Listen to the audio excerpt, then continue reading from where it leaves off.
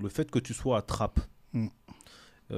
qu'est-ce que ça t'a amené en fait au final par rapport à toi, à ta personne? Qu'est-ce que ça t'a construit? Et je pense que ça fait un moment que tu as le vécu à Trappes. Est-ce que dans ce bouquin, tu reviens sur ces anecdotes-là ou pas du tout, Juste, ton juste, vécu? oui, juste en parenthèse, parce que qui ne connaît pas la ville de Trappes? Oui. Oui.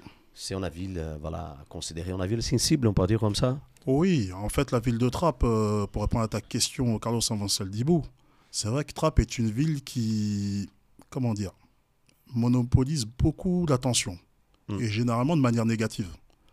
Mais c'est comme je dis souvent, c'est que je ne peux pas en vouloir aux gens. C'est que c'est vrai qu'on a une image dans les médias qui est parfois sulfureuse, mais Trappes n'est pas la seule ville en France où ça se passe mal, entre guillemets, ou comme certains aimeraient le faire croire. Moi, je pense que Trappes est une ville avec beaucoup de ressources et qui est une ville qui est très très mal connue en fait. Elle est très très mal connue. Moi, j'invite les gens à venir le samedi après-midi au marché de Trappes. Il faut voir de l'échange culturel qu'il y a et tout se passe bien. Après, que des fois, qu'il y ait des pics de violence ou des pics de colère, on les appelle comme on veut, mais c'est comme dans toutes les villes. Sauf que moi, j'invite les gens à vraiment à s'intéresser aux choses et pas de s'arrêter à ce qui se passe en surface. Pour moi, Trappes est une ville franchement extraordinaire. Et même pour te dire, Carlos, aujourd'hui, je n'y réside plus personnellement, mais j'y suis tout le temps. Par le fait que je suis au club, mais je suis très très très attaché au développement de ma ville et à ma ville. Et pour répondre à ta question, Ebou, ce qui est super drôle, c'est que dans le livre, je ne cite pas la ville de Trappes, justement. Je cite pas la ville, je cite pas le club, parce qu'en fait, j'ai voulu faire passer un message. C'est surtout que moi, je suis convaincu que des personnes investies comme moi, il y en a minimum une dans chaque club. Du moins, je l'espère. Parce qu'on voit qu'on compte pas nos heures, on est à la disposition des familles, disposition des enfants, on est là pour que la boutique tourne, en fait. Et en fait, comme on dit souvent, on est des soldats de l'ombre. Donc moi, Mm. c'est comme ça que je me vois. Aujourd'hui, je me suis autorisé à écrire ce livre parce que c'était un besoin, en fait, Hibou. C'était un besoin parce que je me dis, j'ai affronté tellement d'épreuves, j'ai pris tellement de plaisir. Et surtout, j'ai vécu des drames personnels. À un moment donné, j'avais besoin d'en parler. Parce qu'en plus, la chance que j'ai, moi, du côté trap, c'est que je travaille avec mon frère aîné qui est le manager général. Donc, c'est vrai que moi, je remercie le club tous les jours de me donner cette opportunité parce que je vois mon frère tous les jours. Déjà qu'on a des liens fraternels assez extraordinaires, mais le fait de se voir tous les jours, c'est pas donné à tout le monde. Et en plus, la chance qu'on a, c'est qu'on s'entend super bien, on est complémentaires. Donc, moi, cet avantage-là, pour rien au monde, je le braderais, quoi. Pour rien au monde, je le braderais. Et puis surtout, le fait de venir de Trappes, en fait, t'oblige à être beaucoup plus exigeant dans ce que tu fais. Parce que comme je dis souvent à mes éducateurs, je dis, vous savez, pourquoi moi j'ai généralement pas trop de soucis quand je me déplace avec mes équipes? Parce que je pars du principe, surtout à domicile, qu'en fait, on s'attend à ce que ça se passe mal.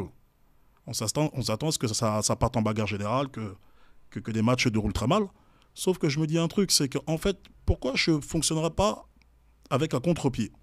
C'est-à-dire que tu sais, Ibouk, tu vas venir à Trappes, toi tu considères que dans ton subconscient que ça va mal se passer. Mm. Et ben moi je suis convaincu qu'en t'accueillant avec un grand sourire, en te faisant une grande accolade, en te mettant dans un vestiaire propre, en accueillant l'arbitre correctement, déjà au niveau de la tension, tu baisses déjà à moins 70%. Déjà pour commencer. Parce qu'il ne faut pas qu'on oublie un truc. Hein. On peut mal t'accueillir, on peut te menacer et tout. Moi je pense que menacer l'adversaire, c'est une force pour l'adversaire. Parce que ça l'oblige à se sublimer.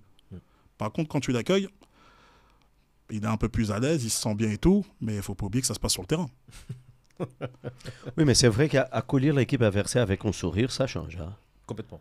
Ça change. Bah oui, parce qu'en Ah. fait, le football doit être une histoire de belles rencontres. Parce que Ah. sincèrement, les choses sont bien faites. Un championnat, je ne sais plus c'est combien de matchs par saison, mais il y a un match aller-retour. Ouais.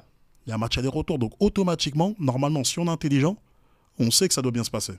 Parce que moi, je dis toujours un truc à mes adversaires quand ça se passe mal.